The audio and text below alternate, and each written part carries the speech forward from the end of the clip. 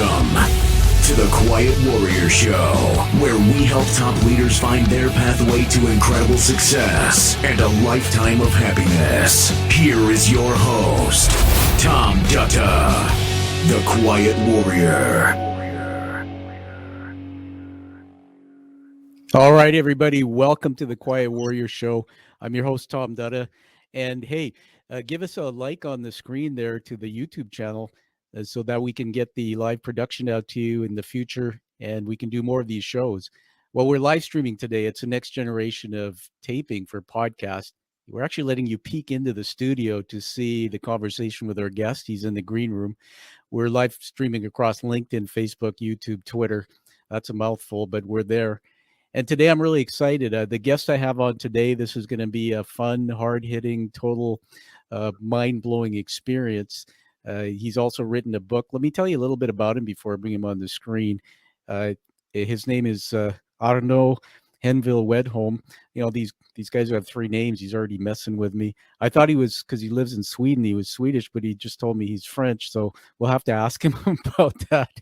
He's a consultant, lecturer, head of sales and business development at GLOBHE, GLOBHE. We'll have to find out how you say that.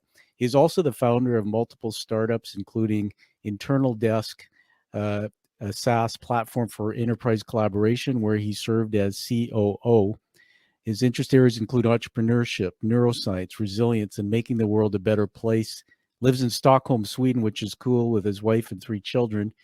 And he's written a book called How Hard Can It Be? And, you know, no spoilers here, everybody, but we're going to talk about a journey. He's written it as a fable, a real, I guess you call it, could be a Hollywood movie, about what it's like to really get into that world of being a startup and the journey you take. So everybody, here is Arnaud. Welcome to the show. Well, thank you. Thanks for having me, Tom. I'm super excited. Yeah, I know you're excited. It was fun getting you on, and I could see that bubbling over. There's something about that smile and energy from you. Pretty good for a guy who's been through the journey over quite many years that you have. I want to start off just by getting you to hold up. Usually I'll bring this in later, but I think it's notable. Hold up the book that you wrote and tell us the title. Right. So there you go. So the title is How Hard Can It Be? And there's a subtitle to it, which, if I frame it well here, so it's the startup lessons from trying, and as you can see in between brackets here, it's and failing to take down Facebook, and that's the whole idea of the book. All right, fantastic. And by the way, that's part of what got my attention, but also the other part about it was the word failure, because I'm gonna be honest with you that. You know, this is a book that many entrepreneurs wouldn't write because, you know, I've interviewed people on my show and they tend to come on and talk about how great they are and the successes. But, you know, that's one of the reasons why I let you in, man, is because I think that there's some real integrity and no ego here in this book. But before we get into that and the story of the journey from the business, go back to your early years. Tell us a little bit about your upbringing and your start in life. Yeah, sure. So, I mean, as you introduced nicely, I'm actually French. So, as you can tell from my name, I've got a double name because I'm married to a Swede and I'm currently living in Sweden. And we agreed on having a double name, and that what makes me Swedish. But otherwise, purely French, 100% French. Been living in France initially. I was born in Africa, actually. And as a young kid, I've lived abroad quite a lot. So born in Africa, been traveling and living in the Middle East as a youngster. And then did my education in France until I moved to Asia, actually, Southeast Asia, Thailand, Bangkok.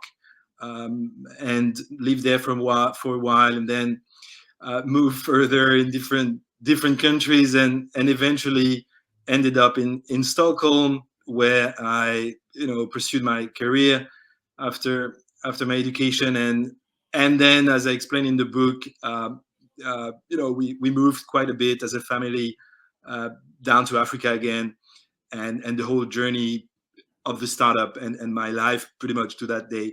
It goes across continents. Yeah, that's pretty amazing. I'm gonna call you our nomad because That's it's a like good one. we could put a map on the screen like they Yeah, had I in India. love It's the movie where the plane's going, but we'd be over here right now. Uh, so your mom and dad, were they entrepreneurs from business, and all this movement you had, was that growing up following your parents, or was that more in your young adult life? So yeah, initially, so not at all in the entrepreneurial business or the no, not really. My father was working with the French railway, and at that time in the 80s, France was pushing locomotives in former French colonies, and so that explained how we moved around. And my mother followed because she was a teacher, so she Yeah. could get a spot in different French colleges. But then I guess I picked it up from being traveled around, and it's very hard for me to stay in one single place for too long. So it started hitching after a few years. And yeah, now we're back in Stockholm after for like two years or so since the pandemic. And so far we're loving it here, even though it's a bit coldish compared to Africa, where we just came back from. Yeah, hey, you're talking to a guy who's in west coast of Canada, so we're used to moderate temperatures. I think I was telling you offline there, Arnold, that when I grew up as a kid, was babysitting these two young children down the street from where I lived, and they're both Swedish, Johan and Christina. And the parents, the father worked for Volvo, so that's when I first got to know the culture. Beautiful people. It is an amazing country, and I get the best of both worlds here, everyone, with Arnold, because I'm a home chef. People who follow my Instagram, they'll know that, I escaped my childhood cooking and baking, and I've watched every show. But yesterday, it's funny timing. I was watching Jacques Pepin, or his show, and he's talking about Julia Child and just some of the great things that France has given us in the area of cuisine. So it's really fun to talk to you, man. If you come up to Vancouver, we're gonna go find a good French restaurant, or I'll come out your way. So, was childhood good? I'll start this way because there's something that drives us. Sometimes we pick up seeds in our development. Was everything good in your childhood? Did you have any challenges personally or gut punches that you had to work through? No, not particularly. Yeah, everything was fine. Living abroad and uh, beside my time in the Middle East, we're actually living in Iraq, and that was during the war uh, Wow. in '83. I think it was '83 to '86 or something like Yeah. that. And so What was it like in Iraq? Just quickly, I mean, were there any experiences that were fairly traumatic or scary? Because a war is a war, right? yeah, for sure. So there were a few. I mean, naturally, alarms going off, Yeah. and you having to run to hide for potential bombs dropping and things like that. But at that time, I guess I was young and innocent, and for me, it was more like a Rambo movie. So Stallone, Rambo movie, I love it. Stallone movie. So I was actually enjoying it. Wow. Um, so no big trauma there. But I guess in And terms of, yeah, maybe that has built my resilience, and that's something we're gonna go through. yeah, that's interesting, and that's part of why I started off this way after reading your book. I have read the whole book, everybody, and just to prove, so we can have those who are watching the video of this later or even now, there it is. How Awesome. hard can it be? What a cool cover. By the way, the nicest thing about this, besides the book and the meeting you, the author, was it arrived in an envelope from Sweden. And my daughter was here for Christmas. She's from the other side of the country, and I kept the envelope, man, because it's got all these cool stamps and it's in blue, my favorite color, and there's writing on it I can't even understand. It's like I got my first envelope from Sweden. How cool is that? Uh, the Africa part's interesting too. Just for a moment, I have a good friend. I grew up. He was a corporate litigator. Ronnie, I call him. Grew up in Cape Town, and he was Jewish. He brought his children here, but he was telling me some of the experiences just even in the country that shaped him. So I think resilience, everybody, is what we're going to get today from a man who's seen. I call you world traveled because when you're world traveled, maybe your brain has a very different perspective. I love reading books and also using the Kindle device. And to show you my diligence. I have 7 pages of notes Oh my from God. Kindle. And so I'm going to get deep into the book with you because that's why we're here. Who is Lovisa? Yeah, that's a very good question. So Lovisa was the daughter of my co-founder. Ah, So it's a very so the book is dedicated to her. nice. Um, and as so you really touched on the real emotional part of that journey right off. Um, and part of what I want to show with the book, actually, that it goes beyond, being an entrepreneur. It goes beyond you and putting your time and sweat on a personal level. Obviously, it involves a lot of people, and the first thing you think of naturally is your direct co-workers, your team, and your customers and your investors and all the people that put trust in you. But it naturally extends your circle of influence, extend to naturally your close family, but also your extended family, which is the family of your co-workers, and in that case my co-founder. So unfortunately she passed away when we were doing the startup journey, which lasted for 6.5 years. And that's the kind of things that you don't really plan for as you set up to take on the world with your business idea. But as as life goes and happens, a lot of things happen, and shit does happen along the way. So you that happened to us, to him, and that was Yeah. traumatic for everyone. And so I decided long after. I mean, of course, it was really hard for everyone, but I decided after writing the book that this was a book for naturally for her, but for my business partner, because yes, I wrote the book. We went through the journey together, but I always say that uh, if someone was rough, if someone showed grit and resilience, he did. Magnus, my partner, Yeah. did that way more than I did, because if you can imagine going through that kind of trauma and coming back and putting in the time and efforts and hours Yeah. to push down and really, with all the stress that the typical business venture uh, involves, and having your life being completely thrown away like this, and still having the stamina, the energy, and the desire to complete that journey that we had started together. I think that was remarkable, and that's why I decided Yeah. to open the book and as it dedicates to her. Well, Arnaud and everybody, this is a teaching moment. First of all, I want to honor you and say thank you for sharing that, being vulnerable.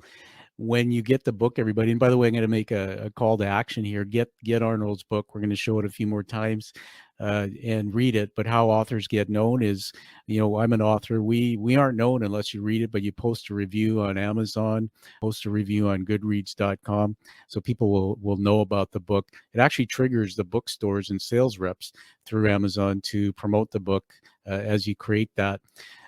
So thank you for sharing the beautiful story and dedication of Lovisa. This was a loss from, I remember reading about Magnus's daughter, right? And it Yeah. was leukemia. How old was she?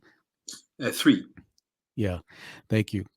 This is about the hero's journey, trading stories. So we're talking to each other today. I just want to share with you something very quickly, because I got emotional when I read that part, or heard you say that 3 years ago I was doing the Ride for Cancer. It's a 225-kilometer ride on bicycle, up and down hills in the sun and rain, for a friend of mine who lost his daughter to leukemia at age 11. And that was the 10th year they were doing the ride, and they were going to raise up past $10 million total. So it was a big anniversary. Funny how the story goes. I did the first day and slipped in a bathtub having a shower the first night, and put a hole in the tub and had my first serious brain injury.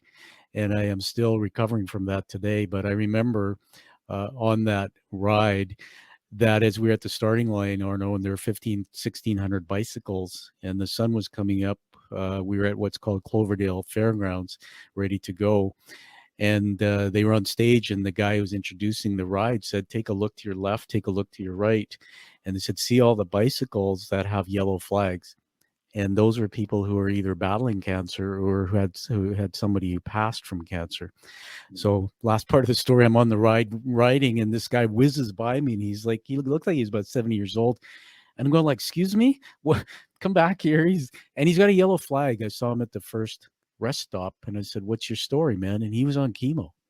And dude, ever since that moment, I remember saying, I'm not complaining about my life anymore. I mean, people who have cancer don't have a choice, and it's a tough journey. So thank you for that dedication. So I want to get into the book, but I want to have a bit of fun with you. I'll usually do this later in the show, but I think we want people watching and listening to this to stay on till the end, because there's so much you're going to learn from Arnaud about this story that I have written a review, and we're going to reveal it to you today. So just stand by. I'm going to put it on the screen for you here, and you'll be able to see this in a moment. So the book, there it is, your first, an international review from Vancouver, Canada, posted on Amazon.ca. And I titled this review, "A Book I Bet Most People Would Not Write." And there's a reason for this. I'm not going to read the whole review. People can find this in the show. I started out saying, how hard can it be? That's the question I had of the author on Arnaud's first book. The answer, successful startup, is within these pages. Refreshing, brave, and no BS. I loved reading. Believe most startup company leaders would never write. We never hear about stories from the fire, only the stories from egos and those who succeeded. And the last line, I just want to say this to honor you, man, is that the author succeeded by writing this book. I hope he knows that. So congratulations to you. One more thing I want to put up there, if I can get it on the screen. Oops, that's not what we wanted. Anyway, I'll send you the proof that it's posted on Amazon, and we're going to obviously do a little celebration here. Some fireworks for your 5-star review. Awesome. Well done, man. So, all right, let's get into the story. Hey, listen, I'm in my notes here. I'm going to throw some stuff at you. The chapter 5, uninformed optimism. This was, it says, if I left my job, we as a family would have to rely on Claire's salary to make ends meet, an idea she was understandably not too thrilled about. Tell us about that. Yeah, well, it's kind of very much in line with where we started. I mean, it's you may have crazy ideas as an entrepreneur, and you're really excited and motivated by bringing them into the world, but sadly, or perhaps fortunately, I don't know, your ideas touch many more people than just yourself. And when you go crazy into your dreams, it inevitably becomes also the dream of other people that they have to follow you on those adventure.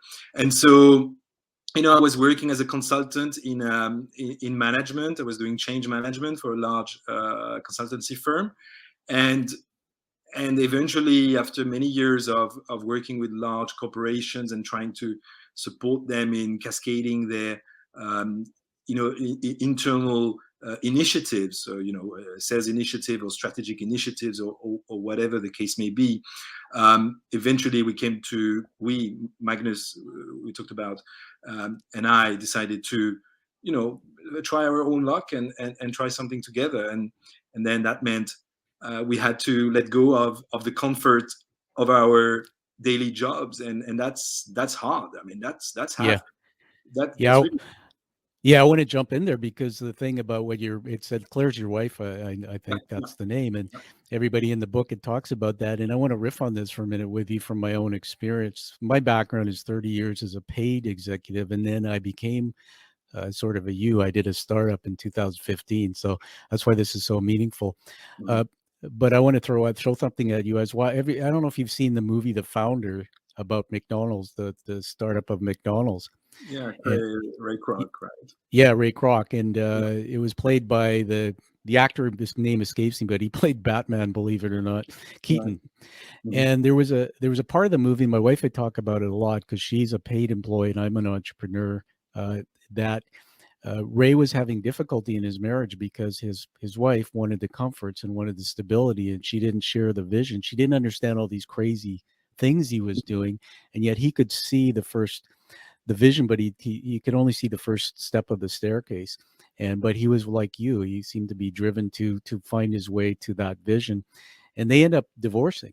And the last thing I wanted to say, and then I'll give it back to you, just to talk about your relationship with your wife and how you stayed strong, is Elon Musk. Everybody knows the name, I'm sure. He posted something on Instagram on a feed I follow, and he said, there's no option. You have to have a wife who sees the vision.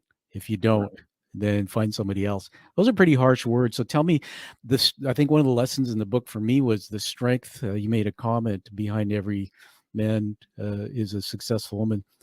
Talk a little bit about how you got through that skepticism and got her on side. Yeah, well, luckily we had been together for quite a while, so she knew I was, driven, and this was not my first attempt, to be honest. So I did try before. I do open the book also. We talked about that where I started something in Southeast Asia, and so she knew. I mean, she knew me. She know the kind of person I am, and to her it was not odd or utterly weird that I had yet another idea to bring to the world.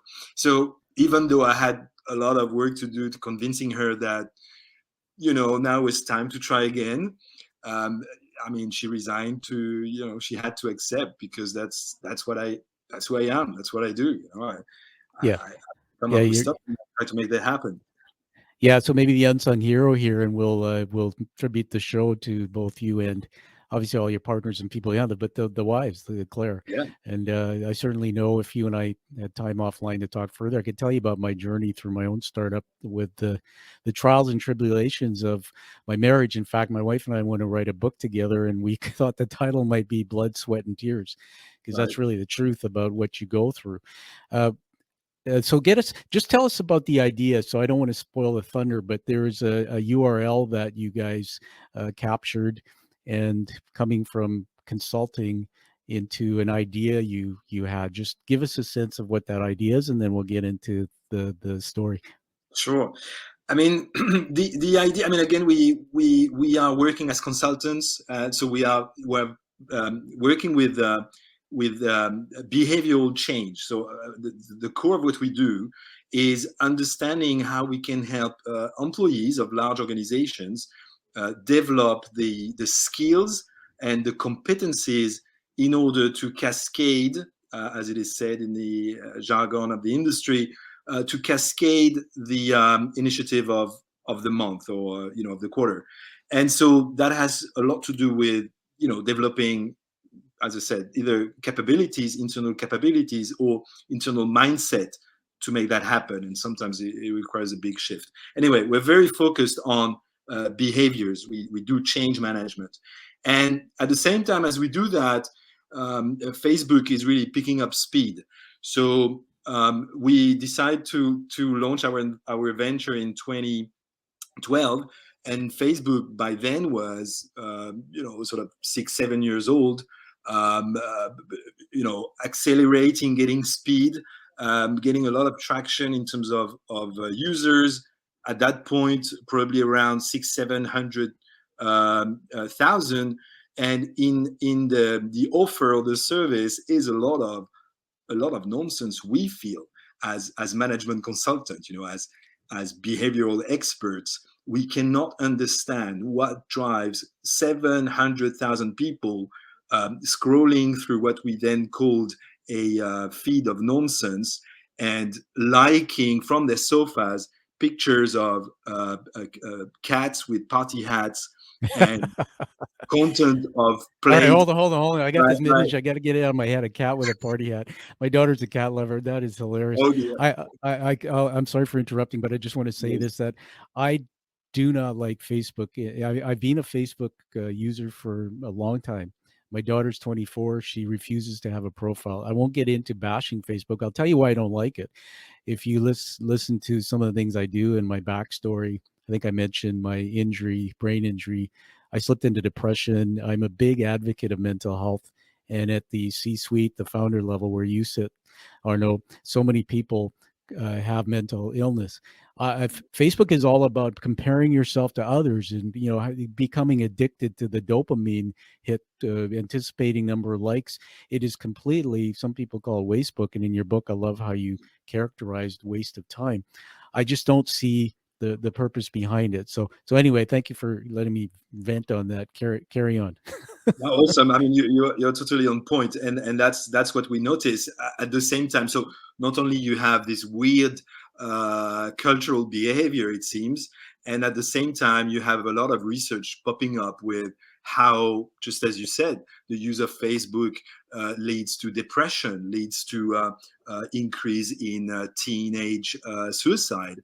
I mean, there's a lot, slowly but surely, a lot of research is being done, and is showing that, well, it's not quite healthy after all. And so that gets us quite intellectually busy, and we think that we can do something to hopefully turn this around.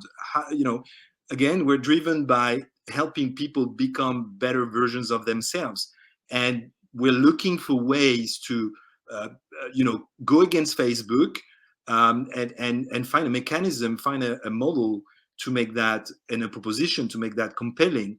And so what we find is that as people, we're all driven by being something greater than we currently are. Yeah. At least we have that idea in our heads, and it ties into the the needs that we have to self-actualize. The Maslow pyramid, the more comfortable you get into your life, as soon as you have your primary needs met, then you move up that pyramid, and eventually you reach the summit, which is all about who you become, right? What should you do with your life, and grow those the capabilities. Yeah, I went full screen. You hold up the book again and just tell us again, just quickly, the title. Yep. How hard can it be? All right, everybody.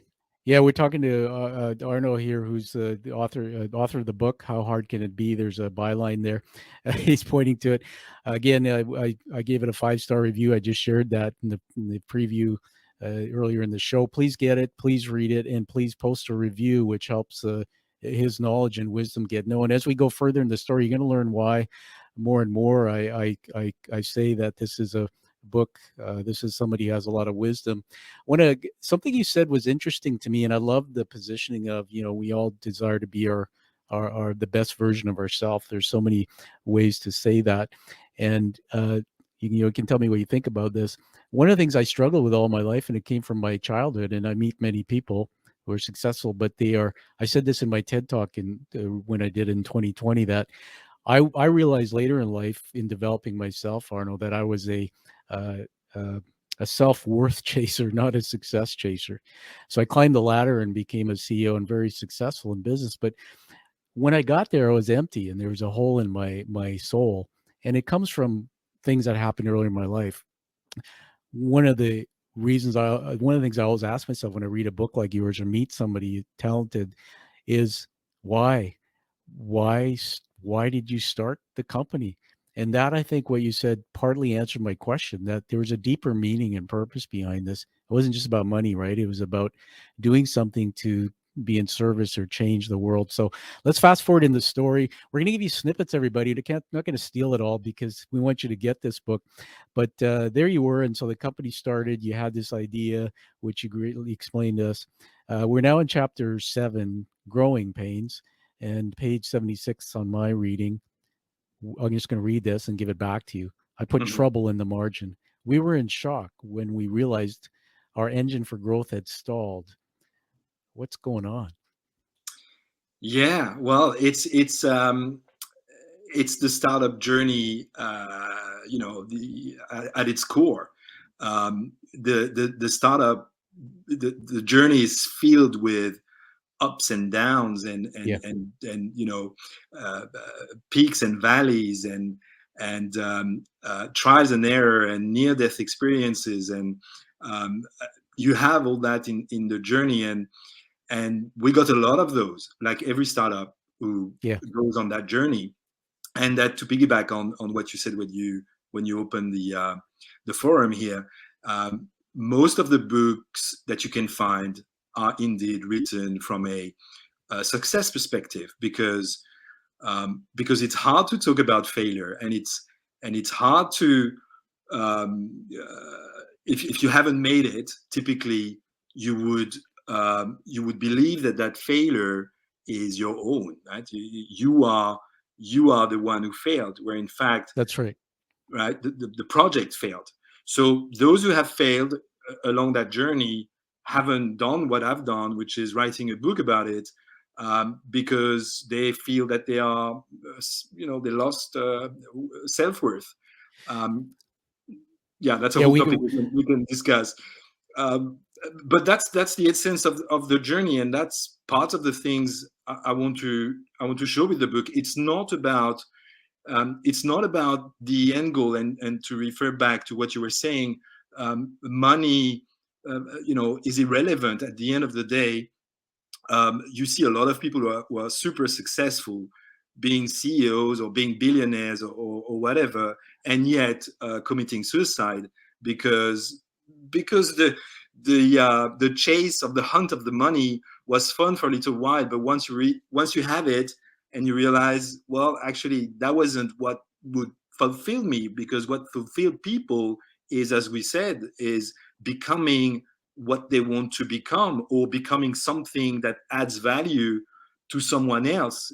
I like this sentence, like, your life, which is a bit weird to comprehend, but your life is not about you. It's Yeah, about all those people you can touch, you can impact. Um, and when you realize that, you forget about all these medals and trophies, and the chase, but focus on the moment, the now, and what you can do, and how much you can do with what you have currently, and how much you can grow, because at the yeah, end of the day, it all yeah. boils down to your own growth, and what you can achieve in the time you are given.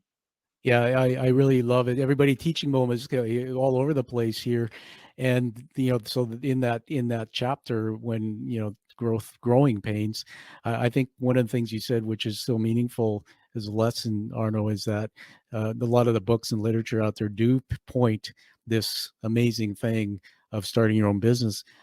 You've got it all through your book, information about, for example, you're going to fail 7 times before you reach success.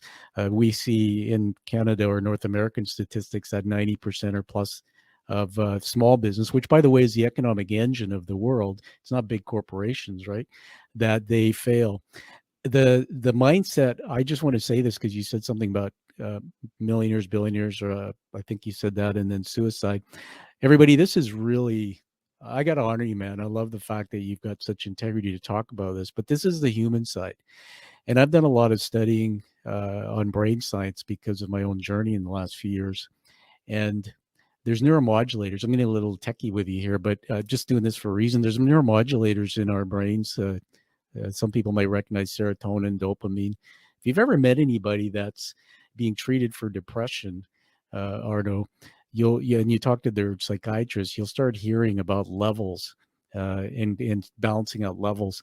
And I said this to somebody I met years ago, that my brain, when I became a father and a husband, let's say it's a 1-ton truck, a red 1-ton truck, and it's built for a payload of 1 ton. And then you have children, and then you get married, and then you have a job, you become a founder. All of a sudden, the pressure and the load is 5 tons.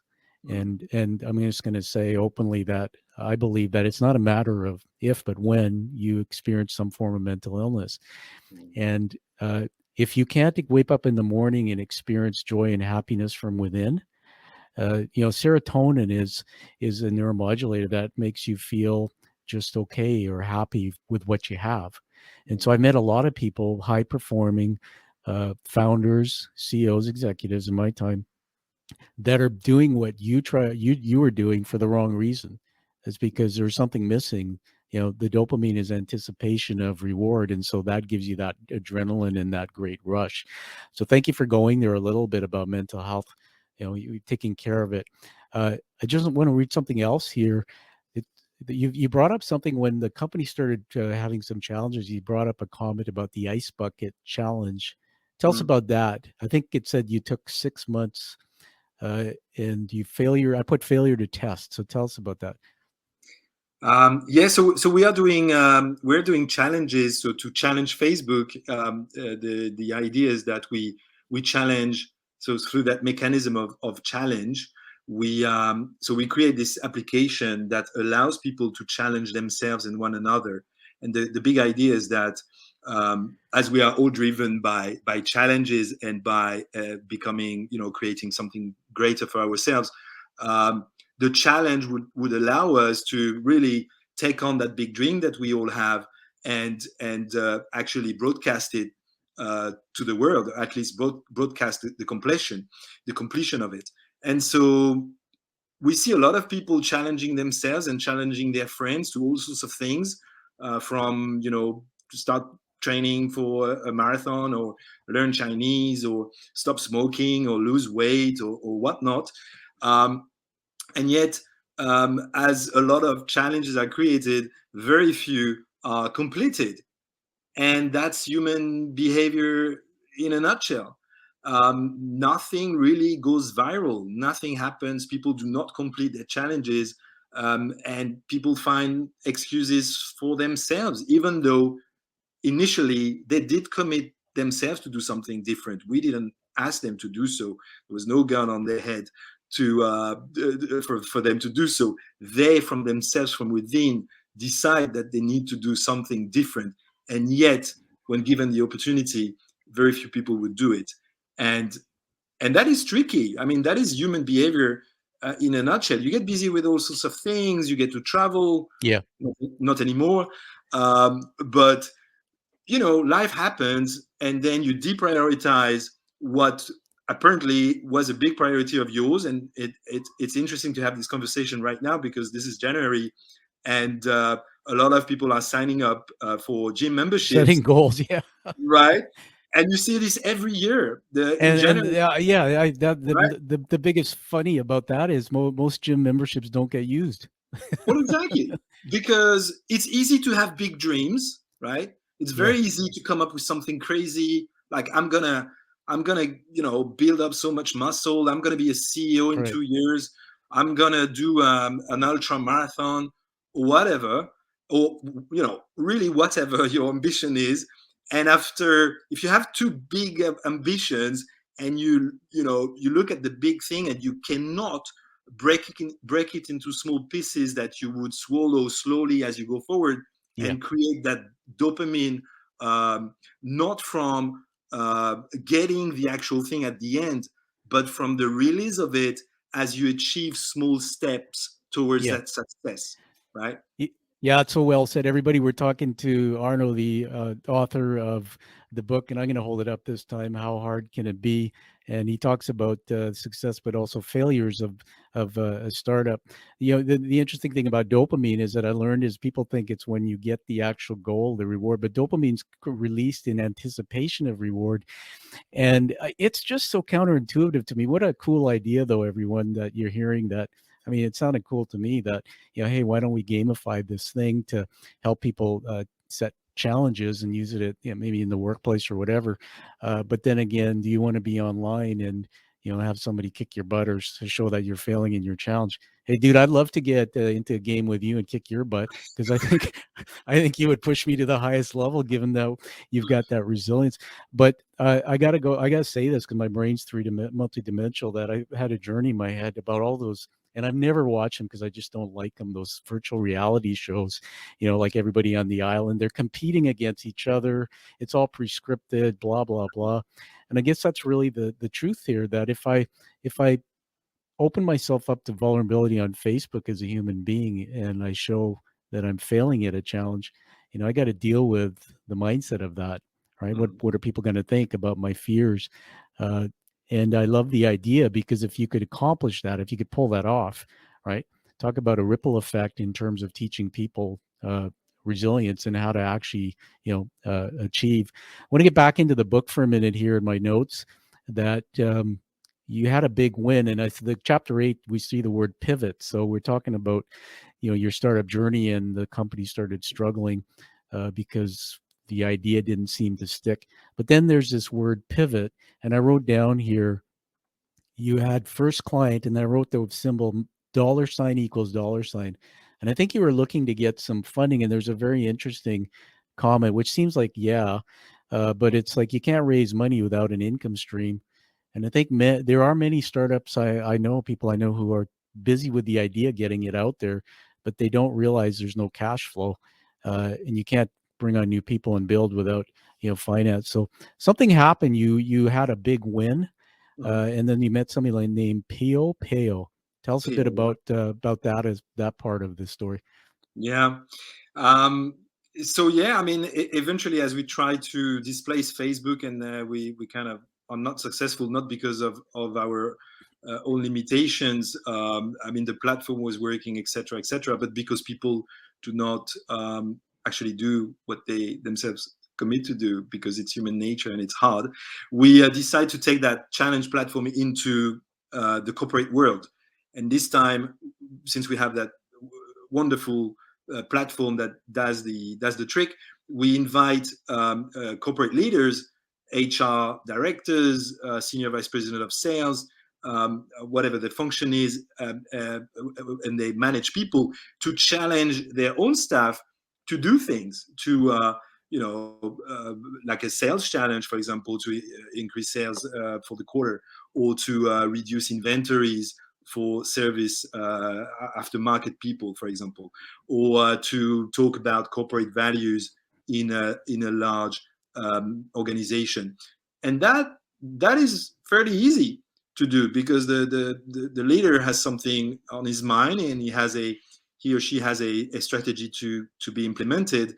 And the idea of suddenly gamifying the project is quite appealing.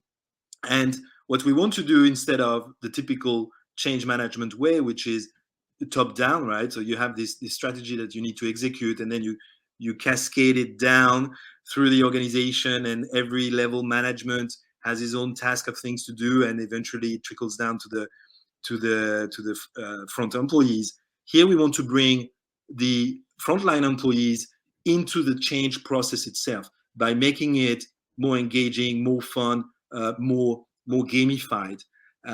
So that works really well, actually. So we get to challenge many large organizations, Fortune 50 companies, to do challenges with us across the globe, and that is a very exciting time. So that was the first pivot. So we did 3 pivots, 2 main pivots, and so that was the first one, from a consumer-driven product service to a B2B product. And then I wrote in my notes here, I think it's on page 96, it says we were extending the life of our company by at least 5 months. There was something really interesting that came out of this reading in this area for me. And there was, I think it was Payo or somebody said that if you have too much cash reserve in the bank, you're not being innovative or taking enough risk. And this is where I step back, and it's a teaching moment. I want to ask you to talk about it. My wife and I, when we were paid employees, she's a manager, I was an executive, we never had that issue. There was always that paycheck coming. And when I started being an entrepreneur in 2016, man, my mindset was all screwed up, because I wanted to have a year's worth of reserve in the bank, and I was stressing out over it. And here you are, and you got this thing going, and you have 5 months, and you wrote that gave the company a lifeline and breathing. Tell us that doesn't seem like a lot of money, but that's probably the way it is, right? It is the way it is. I mean, again, it's back to the, if you are comfortable, if you are too comfortable, regardless of the situation, and Yeah. that can apply throughout, I mean, across your, the different buckets of your life. If you are comfortable, if you're watching TV, enjoying popcorns, you're certainly not going to put on your sneakers and go on for a run if it's -10. Um, and so the same goes for companies and for startups. Definitely, if you have too much cash in the bank, Yeah. well, you become lazy, you become complacent, you don't stretch yourself too much. Whereas if you don't, well, there is no alternative but going out and making it happen and trying hard and really stretching yourself to, making that sales and doing all you have to do to make it work. And it's no surprise that the moment a company starts growing, it becomes harder to maneuver because, well, you recruit different types of people, the company grows, eventually you become a number amongst the mass of people, and the vision is not shared Yeah. enough, right? So there's the comfort idea, and keeping that discomfort alive, I think, is key to driving engagement. And again, you can relate that whether it's in your private life or your corporate life. You need to be on the edge. Yeah. Yeah. Everybody, again, you had 5 months cash flow. If you knew that after that your bank account was empty, there'd be a bit of a panic. And this is the whole mindset why I think a lot of people have to read your book, because in order to be a startup or even a consultant, self-employed, you have to understand this. I want to share something with you on this, that I have a friend in Boston, and he started up and became one of the largest uh, writing companies, like they help authors write books. And I met him when I started to write my book. And he said to me, he said he kept hitting this wall of cash flow, and he quit his job. And then he had that same pressure in the family because the wife, was worried. And he said a guy took him out for lunch. It was a mentor, and had coffee, and on a cocktail napkin, he drew out this diagram, and it changed his life. And he said, the guy said, okay, I want you to write down your basic household expenses, what you need to pay your bills. Then I want you to take, what do you say, 60% of that. And that's the number you have to cover. So you have to cover that from your wife's income. Go out and find a side hustle to make up the difference, and then keep building your business. And once your business exceeds, the cash flow exceeds, then, you can start pulling back the side hustle. And what's really interesting, Arnaud, is I didn't know that starting my own business. So I went all in and gave up a career that was a 6-figure. And then I came across this article that Warren Buffett, I think you know the name, he's a billionaire, and there was a comment that I didn't know this, but I think it's fairly accurate, that most millionaires acquire their wealth after the age of 55. And it also went on to say that most wealthy people running businesses, they don't talk about it, but they do have a side hustle. They've got something else that, whether it's another business or it's another form of stability. So very interesting. I wanted everybody just to have that as a teaching moment from Arnaud here. You guys started running into cash flow issues, signed a big client, had this sense of, we're breathing now. One more thing I want to put it back to you on is your background is consulting. I think you've done different things. Looks like sales too. Yeah, yeah. Here's the thing I learned, and I've worked with some entrepreneurs in their business, that we only have a certain personality. I have my strengths and I have my limitations. In my career, maybe I have experience with operations, or maybe I have experience with sales. Tell us about when you step into that role of a founder. Most businesses, to me, start off the side of your desk. You and Magnus had an idea and, like, let's go after this. But then it's just the two of you. And as you show here, you can't hire people until you have cash flow and you have resources. But that means maybe you don't have all the skill sets needed. And I'll add this last point and then give it back to you to talk about that. There's a book that's well read by Napoleon Hill that's called Think and Grow Rich, that I'm a student of it in some of my work. And he came up with a success formula earlier on, the first, I think, on how people are successful. he studied Henry Ford and folks like that. And one of the principles in there, he said, was the mastermind, the power of masterminding, which I guess is like in business, maybe having an advisory board or a group of people you can get together with and share ideas with a common purpose. When I started my business, I really didn't have a mentor or a mastermind group. So I'm trying to say something here. My brain is a little bit cognitively challenged because of my injury. But what I'm trying to get at is you have to have the balls to say, I don't know everything. And, you guys were saying in your book here that you guys cut corners because you're trying to capture the market fast, but you got to have other people around. So how do you deal with that when there's just two of you? You can't afford to hire consultants.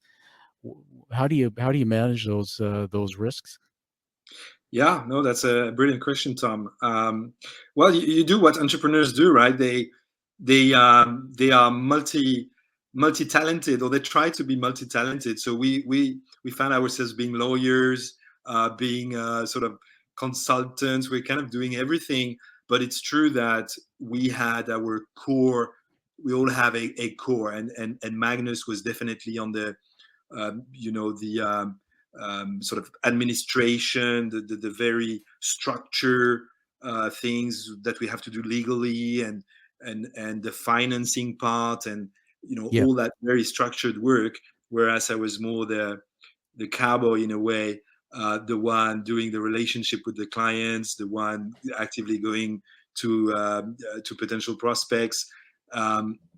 So yeah, we had split the company like that in terms of responsibility, and then obviously we had outsourced coding and programming. So we Yeah. created this little team, because that was the core of what we were doing initially. But yeah, totally. You can't know what you can't know, right? And I think that you should really focus on what you're best at, because it's so hard to. I mean, life is too short to try to master everything. You can't. I mean, there you have right. You have Yeah. an inclination to. It's interesting. It's probably from your DNA, or I don't know, the programming that you are given from birth, from the culture you evolve in, and all these shortcuts that you're being downloaded with. But you have something that is within you, and you have to sort of unearth it, really understand what it is, and go 100% in it, because that's what you're here for, and that's a life's mission. What are you here for? Why do you do what you do? And yeah, we can connect that to the book, and the purpose of the book. But I think, Yeah, hold that book up again. yeah. Everybody, talking to the author of the book, How Hard Can It Be? There it is. You Oops. get it. Yeah, it's Here it is. Yes. perfect. It's a story written as a story about his 5 or 6 year journey with a startup project that went through many ups and downs, and eventually, we'll hear the end of the story in a minute. Thank you for holding that up. I want to go a little bit deeper on something that you at some point in the book. I think I wrote chapter 11, Business Unfiltered.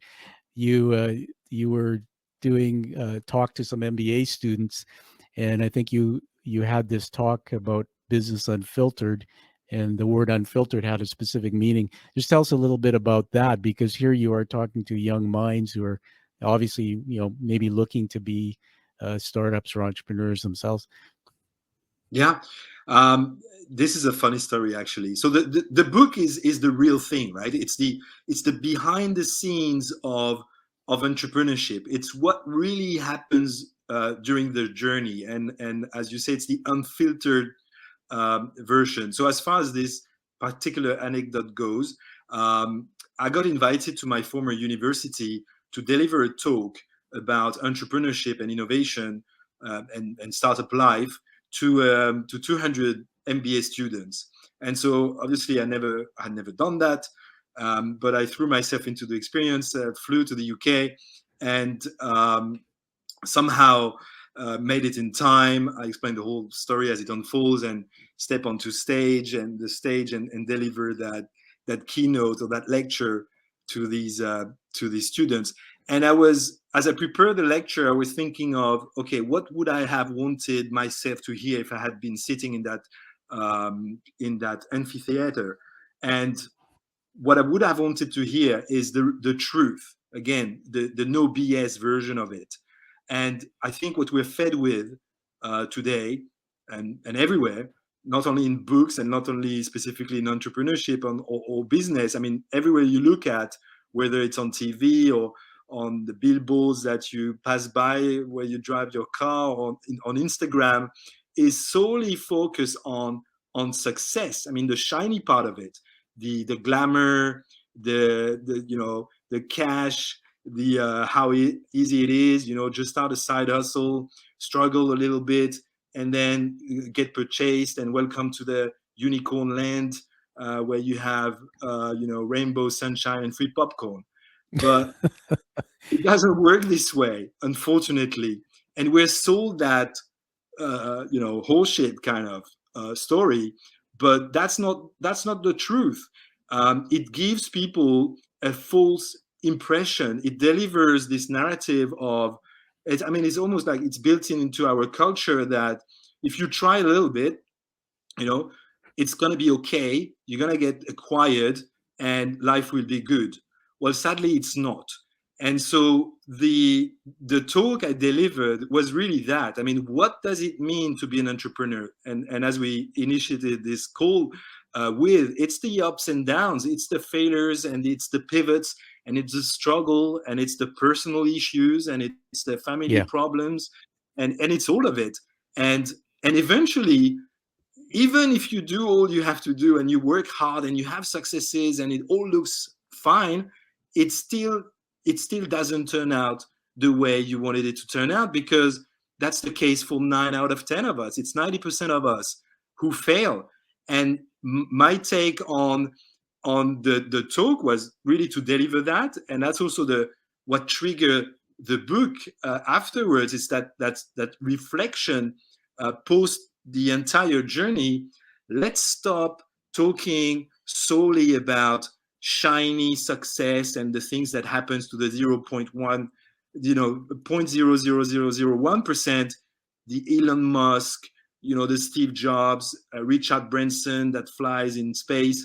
This is all fantastic. I mean, we love those stories. They're very entertaining, engaging. Perhaps they even motivate some of us.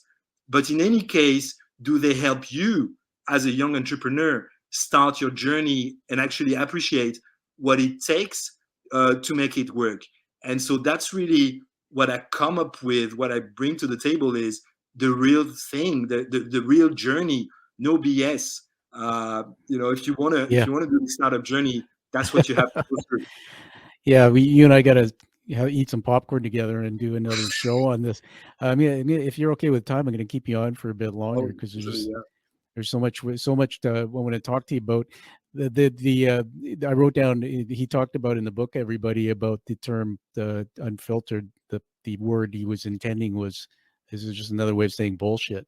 And I'll just read right out of that passage. I wanted to talk about the things nobody ever heard or read about failing, being depressed, about being forced to embrace failure and pivot. All the things I wish someone had told me before I embarked on the journey myself. And I think this is the thing. Couple things I want to share with you. I've in my career, especially after I pivoted from being a paid CEO, I was hired as a general manager in a company, and the owner was kind of high performing and a little bit dysfunctional in his later years. And he struggled and fell into depression himself. And there was things I experienced in that company that I hadn't experienced before. Like, you know, I started looking, this was a long time ago, of course, but I started looking at how he managed finances. And he had a junior finance person, but he would have all the invoices come in. And then we would sit in a room, because I'm the general manager. He says, well, okay, we'll pay that one. Nope, we'll pay that one. No, not that one, that one. So he's playing Russian roulette and deciding based on his priorities and his cash flow. And there was one experience that just, and it hit me when I read your book, because you talked about it. Man, we were at a point of missing payroll once, and it wasn't a good situation. And I was the one who had to face the employees. He used me as a shield. And there's nothing scarier than having a company that is on the verge of missing payroll. I won't get you into that story, but everybody in Arnaud's book, he talks about that, where, you guys have some receivables and you have to pull the trigger and do some creative things. That's what we don't hear about. And that's what MBA students, and I love what you've taught us here, need to hear about. The other thread of this is, and I'm going to call you out on this because that's what the show is about. It's about integrity, but also you have to be accountable. On page 159, I wrote down here, unhealthy. And you even said that. I said, life was simply too hectic. I usually fired up my laptop at 5:30, worked a solid hour before the rest of the family emerged from their bedrooms. At night, I did not normally hit the sack till 1:30. It was not a very healthy lifestyle. I love the fact that you said that, man, because you got to say it. Sleep deprivation, that's the number way to kill your cognition and your performance. But these MBA students, I'm learning, just you're a guy who knows about change management. They want mentors, coaches, not bosses. They won't work those kind of hours. So we're building a culture, to create something. If we're a leader and we're out of balance, it doesn't quite work. It doesn't work that well. And so thanks for sharing that in the book. Want to just get you back into another part of this. You went to Africa, opened the business there, and then you started training to do a marathon. I started reading that and going like, what the hell? Here, why aren't you just eating popcorn and sleeping? Oh, okay, you were running 5K, now 42. Is that a little ego, like I got to drive for more and more, or was that really just to you part of a test to keep yourself, to challenge yourself to keep moving forward? Yeah, no, I guess both. Throwing myself into discomfort and sort of forgetting the daily problems that we had, and I decided to go for a marathon. I had absolutely no experience in it. I was not a runner per se. I mean, I was running around the block, but that was about it. I had very little time to prepare, and yet I did it. And I explained so the reason I talked about this in the book is because there is a lot of similarities between taking that kind of challenges on yourself, which is a physical challenge, and actually pulling it through, right? Doing what you have to do in order to make it happen. And that requires some consistency of effort, requires really discipline, because you do have to wake up in the morning and put in the hours, do that run when you don't feel like it. Skip the Saturday wine because you have a 20K training in the morning at 5. So, and the relevance, actually, the reason I mentioned that as well in the book is that you can find similarities with the entrepreneurial journey, because people will drop along the way, right? Yeah. So just like in startup, if you manage to keep yourself alive long enough, you might actually win. You might actually make it to the I love that analogy. line, right? This is such a good metaphor. Yeah. That's such a good metaphor and analogy, that it's like the marathon. You only one person crosses the finish line, and many of the guys drop, right? And it's like, how do you, even if you never win a marathon, how can you keep picking yourself back up? I think that's one of the things everyone that's teaching throughout this book about building his startup. Now, you pivoted 3 times. I'm just going to fast forward. They say 7 failures. We won't get into all of them because people will read it. But they get to this point here where chapter 15, the party is over. And I read that, and I'm just going to paraphrase something here. What they were. So it looks like Facebook kind of jumped ahead in some ways. And then you wrote, "Holy shit, I yelled when I first read about it. I felt like the sky had fallen. For almost a year, we had been telling prospective clients who had a hard time understanding what the heck a social intranet was, that the easiest way to think about it was to think of Facebook, but for work. We had been gradually warming up plenty of big corporations to the idea, and then boom, there it was. The real Facebook at work was about to launch." Tell us about that. Wow. Yeah, so that's the full arc of the book, is that we start with a B2C idea, right? A business to consumer idea, where we aim at challenging Facebook on their own turf, and then eventually, as we evolve in the journey, we end up pivoting so much that the last thing that we do is the so-called enterprise social network, which is basically the Yeah. central, you know what it is, right? Where people work Yep. centrally online through this, Facebook at work. But back in 2016, that was not obvious, because the main ways of working online was through the typical architecture of SAP, or working through your IBM sort of software, which was not social.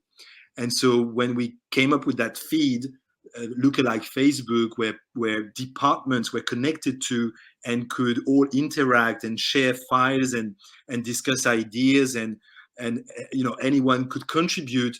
Of course, an HR leader would think that, okay, this is like a crazy idea. Why would you want to bring Facebook inside my organization?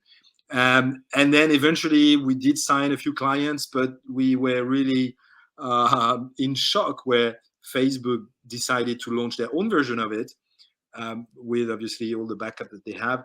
They were an overnight success, which we couldn't keep up with.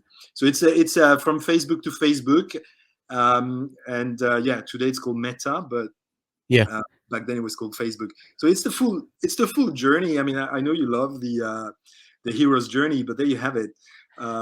Really. Yeah, no, it's a great story, everybody. In the book, which as we wrap up in a few minutes, we'll talk about how you can get that, give it a read, and I'd like you to post a rating on Amazon for Arnaud. I want to ask you, was there ever any regret after, when you reflected back about openly talking about Facebook so much? Let me just say this, that our brains are wired to connect to thoughts and emotions, and so I'll use a story, I guess. I can't divulge who, but I I had a corporate client. I went and did some training, and I know the CEO, and their whole vision, and they talked about it with their staff and everybody, was, we want to be the Starbucks of our industry. And it was a very different industry. And I remember saying to him, I said, dude, you may be right about this. I think you are, because what you're trying to do makes a lot of sense. You're trying to create an environment away from home, another place away from home, etc. But I said, if you focus a lot on them, you know, be different, and because everybody's going to keep thinking about Starbucks, and if Starbucks pivots or Starbucks starts failing, you don't want to be tied to that. What makes it your vision? So throughout this whole thing, I think in the book you talked about it a little bit, but I'm assuming you weren't pitching and using openly that, we're going to be like Facebook, or was that part of what you did? No, not necessarily. I mean, it was just we would say we are like, when people would not understand, or HR director would not really understand Yeah. what we were after, we would say, well, think of Facebook, but inside your company. Okay. So Gotcha. to help them, because we all come with our own baggages, and it's easier to relate when you know what one is talking about. Yeah. Awesome. Just going to the end here, it says, after page 214, after more than 6 years of roller coaster emotions, from anxiety to euphoria, bliss to desolation, we collectively chose to throw in the towel. How did that feel? Take us back in that moment. It was you and Magnus, I guess, primarily, right? Yeah, and our staff then, our core staff, let's say. That's an interesting one. I've been reflecting a lot, as I do a lot of podcasts these days. Yeah. I reflect even further than the book itself, and I think giving up is really what it is, because, and it's a hard thing to say, and it's probably a hard thing to swallow as well for your listeners. I think eventually you give up. I mean, you decide, based on all the information that you have and all the time that you have spent and the energy and the money and the lost opportunities, you decide that you've had enough, that you've taken the lessons, and that is enough at this very point of time, and you decide to do something else. It's not that you actually fail like this. I mean, there's a lot of discussions around, if you Google reason for startup failing, you will Yeah. find a couple of reasons, right? And they are always the same. Like it's well, we didn't have the product market fit, or we didn't raise enough money, or we didn't understand the customer. So there are a few things that people tend to tell to themselves. But what I found is that this is just your own story. You're making yourself a story because the truth is you didn't find a way to make it happen. You didn't decide to lower your personal lifestyle, perhaps, cut the staff, change office, stop buying wine in favor of extending your lifeline for Yeah. your company and try harder. So you make that decision. It's all on you. It has nothing to do with the market environment or the time that is not okay. If you want to find that product market fit, well, then you just have to last longer and find it. So, and you can have that discussion. I like I've worked a lot with employee engagement, and I guess also a hard stuff to be talking about perhaps, but I don't believe there is such a thing that employees are not engaged. It's not that, I mean, you decide not to be engaged ultimately. If you really believe in what you're doing, if it's part of your passion, and you wake up every day and you're so driven because you want to make this happen, then you'll be engaged. Yeah. Right? Absolutely. It's not just about the rainbow, whatever, and popcorn that you talk about. I want to just acknowledge, and first of all, I love you and your story, man, and just your integrity. Everybody, the book, when you read it, it's all like this. It's truth. It's not BS. And very few books I've ever found in my career outline the details, the granular details. And so I want to just make a bit of a comment about this, that it's very easy for corporations who have buckets of funding, whether it's shareholder value or whatever, to try different things and fail because they have the funding to get back up again. Arnaud, I want to tell you just really quickly that one of the roles I had climbing the corporate ladder was a senior director role at one of our largest telecommunication companies.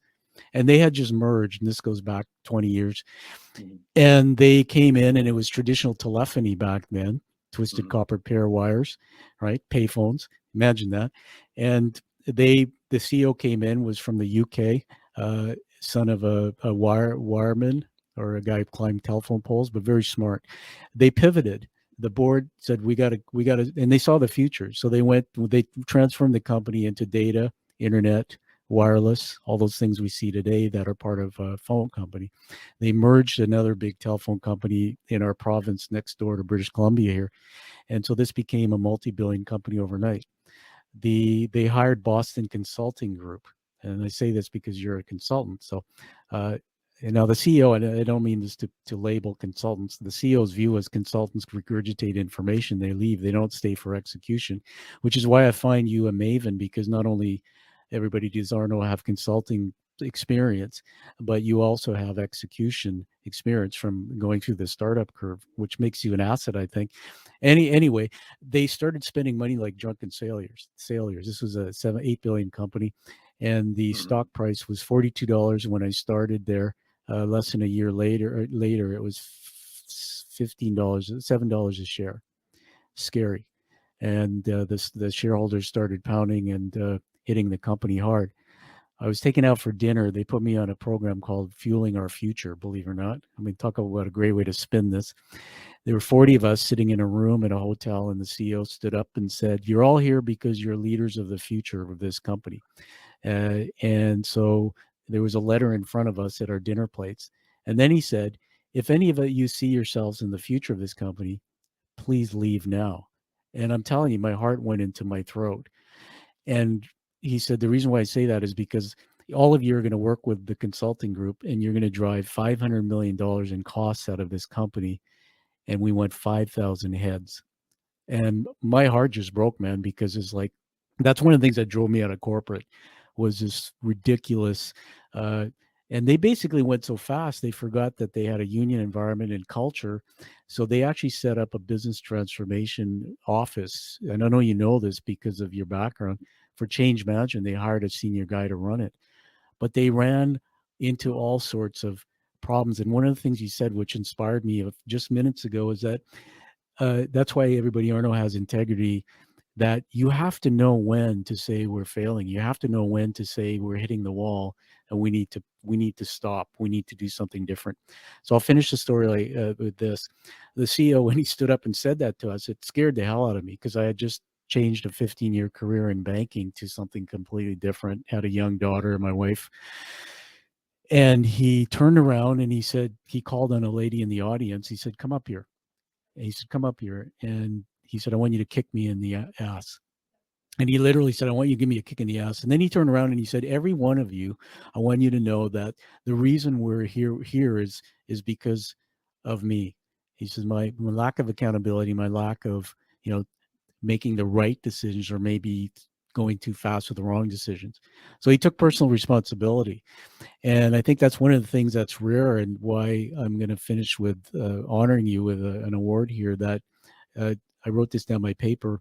You've already succeeded by writing this book, because many people who will read it will be better positioned to actually go into the startup world, or if you're navigating these pivots, you're gonna be able to learn more to get through that. So thank you for writing this book and sharing your story. I think there's much more ahead for you. I want to honor you with an award here. I don't know if I told you you're getting this, but you might have known this from watching other episodes. So I'm going to full screen me for a minute here. There's a image behind me on the screen there. It's called the Challenge Coin. Challenge coins were started in World War II. And Arnold, they were given to people to basically for creating community. I had this coin handcrafted and designed in the United States, Canada. And the front is the image of the show, hand painted raised letters. The back is actually Joseph Campbell's hero's journey narrative of the journey that you and I talk about we've taken and why we're connected. By receiving this, you continue to commit to using that passionate purpose of helping and changing the world, taking massive action and creating the life you deserve, but also helping other people do the same. Less than 50 of these a year go out, and I wanted it to create a tribe. We're in 17 countries now. When you put it in your pocket, you seriously make the commitment to keep moving, but just know you're connected to all of us fellow Quiet Warriors, and there's power in that. So welcome to the Quiet Warriors. Wow, super. Thank you. And wow, I love it. Awesome. Thank you, Tom. You're welcome. Now I got to get it in an envelope across to Sweden for you. So hopefully, exactly. And I'll keep the envelope because it'll have some. it'll have little beavers, and I'll put a picture of popcorn on there for you. It's cool. A little bit Canadian. So on that note, everybody, get you to hold up the book one more time and tell us where they can get a hold of it. There it is.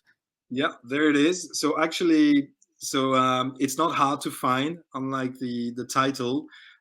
It sells everywhere on every platform, whether Amazon or Barnes and Noble or even Walmart. I saw it in Walmart. So that's if you are in North America, but also any smaller platforms, even locally, any markets. It's really globally available, from Italy to Germany, South Korea, Taiwan, wherever you want to get it. Just how hard can it be? We also have a website. It's called howhardcanitbethebook.com. And there I want to create this community of warriors, this community of entrepreneurs who want to be, want to go that journey and get more knowledge from me and what I went through. And so there is extra material for people who get the book. They send the receipt to the site email address, and they get right away an additional ebook with what I call the 7 traps on the road to startup success. We didn't get a chance to talk about them, but they are interesting sort of discussions around the typical stuff that you would encounter or you would look for. Like I just give you one. The silver bullet. Like we all dream of that magic sauce that if we do X or if we do Y, suddenly it's going to be, whoa, fantastic. But the silver bullet is a mirage, just like the unicorn. You need many bullets to make it happen. So I go through different of those ideas or traps, I call them, because they're real. And I explain the rationale. We talk about the dopamine release in the pursuit of success, not as an end goal. So I talk a lot of neuroscience and behaviors and traps that you can avoid as an entrepreneur. So thank you so much, Tom, for having me. It was a real pleasure. I had a blast discussing with you. I'm really happy to have made it to your show. So thanks a lot, Tom. You're welcome. It's almost like a flashback to Iraq, a few blasts along the way, and my dark sense of humor here. We haven't finished talking, you know that, and they say that curiosity satisfied is opportunity lost. And I think we created a lot of curiosity with this story. We're going to put in the show notes how to get your free giveaway. And, we'll probably have you back again. I'll be sending you my book. Maybe we can have another talk after you've taken a look at my journey and get deeper into, some of the tactical stuff. So again, congratulations. Have you, because we talk about popcorn a lot, have you ever seen the movie Moneyball by any chance? No, I don't think I have, actually. I'm just going to do a call to action here. I know you're a guy who likes popcorn, maybe doesn't do a lot of time, but Moneyball, if I can take a minute, there's a reason for my madness here. And everybody, this is a moment maybe you can capture too. Moneyball is a movie, the lead role is played by Brad Pitt, who is a famous actor in America. And it was about the Oakland A's baseball team. And back then he was hired as general manager, and they were like, the Yankees budget was up here, the A's budget got gutted, and they were literally in the sewer. They had no money, no funding, and they gutted the team after its many years of losses, removed 3 marquee players. And so he took over the team, and in the movie they show that he created a pivot and a very different model of winning. And he made it pretty much almost to the pennant. It was just remarkable. And after the movie, something happened where he was offered the general manager job for the Boston Red Sox for back then a salary of $7 million, and he turned it down. But there's a scene towards the end I want you to see about a video that his mentor plays for him when he's feeling down and defeated. He's sitting after he comes back from the Red Sox general manager meeting and turning down this $7 million salary. And he says, man, I was so close. He said, man, he said, we were just so close, but we failed. And this guy played this video for him, and he said, you didn't fail. You hit a home run. And I want to leave you with that. Watch the movie, and then let's get back talk again sometime. But you hit a home run, man, with everything you've done and with this book and story. And I hope everybody connects with you and learns more. So on that note, thank you. And everybody, find that true purpose and passion like you hear from Arnaud here. Take action and create that life that you deserve and desire. Thank you. Totally. Thank you so much, Tom.